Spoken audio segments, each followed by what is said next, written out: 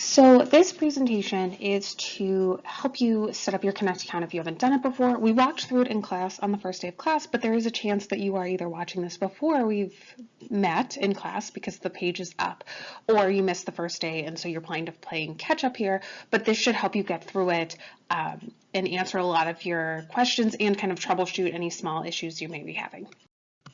So the first thing you're going to need to do is to put this course website, which is on Canvas, and sorry that slide says D2L, but it's definitely Canvas this semester, into your web browser. Now, if you've ever used Connect before, a lot of times what happens is the cookies in your computer remember that you've been on the site before, and so they will take you somewhere you don't want to be. And so what you need to do in that case, if you're not taken to this page that you see here on the screen, is that you'll need to log into Connect and then log back out, and then I'll make sure you're totally out. The little strange quirk of Connect is you have to access the course and sign up for it through the specific course website. You can't just log into your account and then search for the course. It doesn't always work. So this is like the foolproof way to make sure that you are in the right place. And so once you put this web address in, like I said, it's in numerous places, on our Canvas site, you will see a page like this. Again, by time any of you should be doing this, registration is going to be open, but when I'm making this, the screenshot, registration is not open at this point. But you'll see this page, you'll see my name, and then you will see that it should say spring of 2019 and our course number. Once you have entered your email address, one of two things is going to happen. If you've used Connect before, you're going to get the screen on the left where it's going to prompt you to enter your password. If you haven't used Connect before, it is going to prompt you to fill out the page on the right. Now, the important thing is that you need to use your school email address because there should be, and I say should be, very hopefully, a seamless connection between Canvas and Connect. And so because of how the roster is and the university is, your school email address is your main email address when you register for classes. So you need to use that email address, and please make sure you use your roster name for your name when you're registering for Connect. Okay, that will hopefully help the transition. This is my first semester on Canvas. For some of you it may be, some of you it may not be, but it is kind of the first semester that the university is really working to pair these two sites, the Canvas and then the external site of the publishing. So there may be some glitches, but theoretically it should be so seamless that once you finish your weekly quiz in Connect, it will immediately transfer it into the Canvas gradebook. Okay, we'll see if that happens. We won't know until we get started.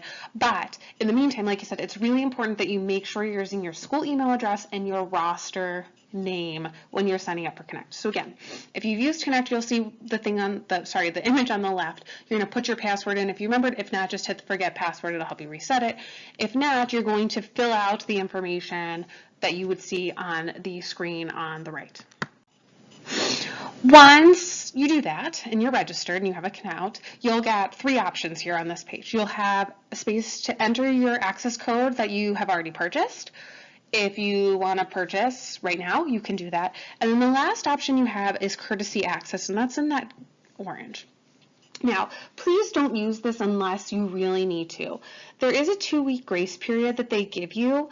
There's one little hiccup with that I've talked to the publisher about, which I really don't like, but unfortunately I'm one person, so I can't change a whole policy for a nationwide, global-wide textbook company. But basically what happens are they allow a certain number of students to get a full 2 weeks. I believe it is like 5 to 7 students.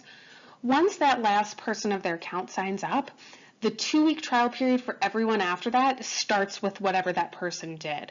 So if the last person offered access 5 days ago, and then you sign up, you don't have full 2 weeks, you have, what would that be, 9 days, right? So you have the remainder of that last person's 2 weeks, which in some cases that is going to be fine and you're not going to notice, but I know sometimes that can impact other people, especially if people are just jumping on really early and getting that courtesy access. So please don't use the courtesy access unless you need it.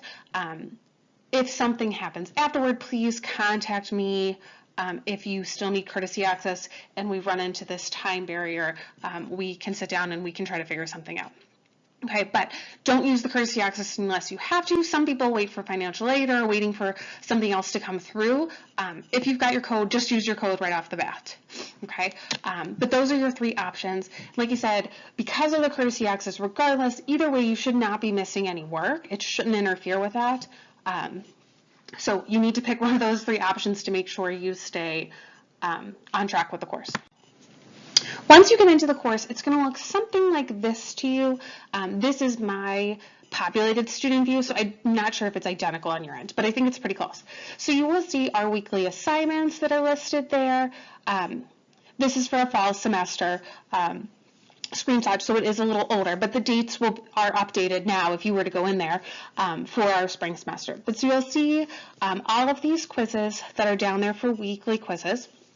Some things you'll want to look at on the left. You will see highlighted in yellow is the opportunity to purchase a loose leaf copy of the text. You do not need a hard copy of the text. When you purchase Connect Access, you are purchasing the online text. And so right underneath that it says SmartBook. That's what you'll click on, and I'll show you what that looks like here in a second. And once you have purchased that and you have your account, you can log on to that through your phone, any computer you have. So you will always have the textbook theoretically with you if you want it. Some students have commented that they really like having a hard copy of a text, and so they'll purchase the loose leaf option. I can't remember how expensive it is. I think it's fairly inexpensive. I want to say like $15 to $20, but don't quote me on that because I've never purchased it myself. And that's for people that really just like to have the copy of the text. So it's an option for you, and that's in the yellow. And like I said, there is a SmartBook link there. I believe there will also be an immediate SmartBook link right in the Canvas site. Currently, I have it paired and I see that link, and if you were in class, I showed you where I see that link. Again, it should be seamless, it should be there, but we won't officially know until we get some students signed up so we can see what the student view looks like between Canvas and Connect. But you should have 2 places that you can access that SmartBook. If you click on that, you're going to see this. So you have each chapter, you have a table of contents, and so you can go through that as well. On the right-hand side, you see those self-study links. Those you can click on, and it will give you some multiple choice questions, and so you can study that way a little bit if you'd like, or kind of see where you are with the material. Once you're in the text, you may choose to turn off the highlighting. So I don't decide what is highlighted. This is what the textbook, I'm assuming the author, but somebody within McGraw-Hill decides is important. And so just because it's highlighted or grayed out does not mean I personally decided whether it was more important or less important. A lot of students like to turn this off because they find that it's pretty distracting to them. On the left, you'll see, when you can see the full menu, there is a little paintbrush that you can click on, and that will turn the highlighting off for you. So just know that's an option for you, and I can help you find that later if you forget or don't want to watch the video again. Okay, lastly, if you click on the self-study, you will get this image that's here in the front, and so it'll give you some questions, and then you can choose the answers that which you think fits best. In some cases, you'll see, like this example, there's a video that goes with it, which is nice. When you choose that, you'll also have the option, if you see it, it says read about this. It will take you to the exact section in the book. A lot of people have told me they use this to study just before they start studying to see like what part of the chapter they know better than the other part, and so then they know where to focus on. But again, use this however you would like. Those of you that are familiar with Connect, you kind of know how this works for you, if it does or if it doesn't. Okay. Sorry, that was my last slide. So you need to sign up for Connect. The first week is just kind of working through Connect, especially for those of you that have not worked through Connect before, making sure you get your account signed up basically, and that then you can take a quiz. It's 4 questions about Connect itself. It's not about the material. So it's just to get you kind of used to using the system if you haven't used it before. Again, like I said, it should be pretty seamless through Canvas once the semester starts. And again, hopefully, if you're watching this after we've gone through this in class, I was able to kind of demonstrate this a little better. If you're watching it early, we'll go through this again. If you missed it, ask me any questions you have, but hopefully this will be pretty seamless. That's what the university is hoping for, and that's certainly what I'm hoping for as well. But if you have any questions, please let me know, and that way I can help you out with them.